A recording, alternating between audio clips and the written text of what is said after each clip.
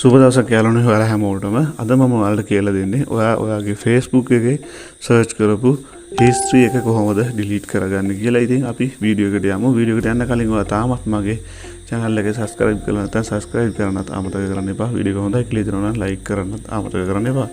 ඔයා යන්න මේ විදිහට ඔයාගේ Facebook app එකට. ඊට පස්සේ මේ දකුණු පැත්තේ කෙළවරේ උඩින් තියෙන මෙන්න මේ ඉරිදුන touch කරන්න. ඊට පස්සේ යාළුවනේ පල්ලෙහාට යන්න. දැන් ඔයාලට මෙතනින් බලා ගන්න පුළුවන් setting and privacy කියලා තියෙනවා. මෙන්න මේකට යන්න. ඊට පස්සේ මේ settings කියලා එකක් ඇති. ඒකට යන්න.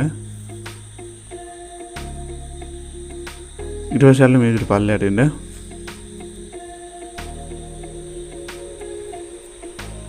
ඊට පස්සේ ඔයාලට පහලින් බලා ගන්න පුළුවන් මෙන්න මේ විදිහට activity lock කියලා තියෙනවා. මෙන්න මේකට යන්න.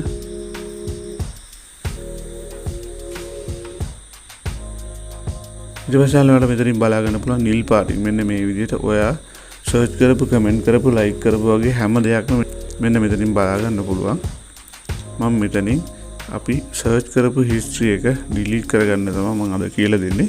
මෙතනින් ඔයාලට බලා ගන්න පුළුවන් search history කියලා තියෙනවා. මෙන්න මේක ටච් කරගන්න.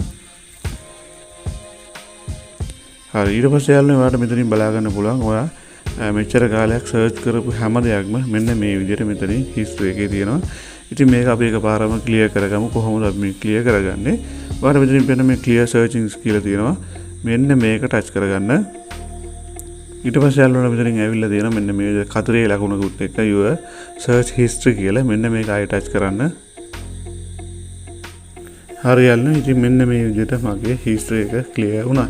ඉතින් මෙන්න මේ විදිහට තමයි Facebook එකේ history එක පහසුවෙන්ම clear කරගන්නේ. වීඩියෝ එක පැහැදිලි ඇති කියලා මම හිතනවා යාළුවනේ. මොනවා හරි ගැටලුවක් තියෙනවා අනිවාර්යෙන් කමෙන්ට් කරන්න. හොඳයි එහෙනම් යාළුවනේ වීඩියෝ එක පැහැදිලි ඇති කියලා මම හිතනවා. මොනවා හරි ගැටලුවක් තියෙනවා නම් කමෙන්ට් කරන්න.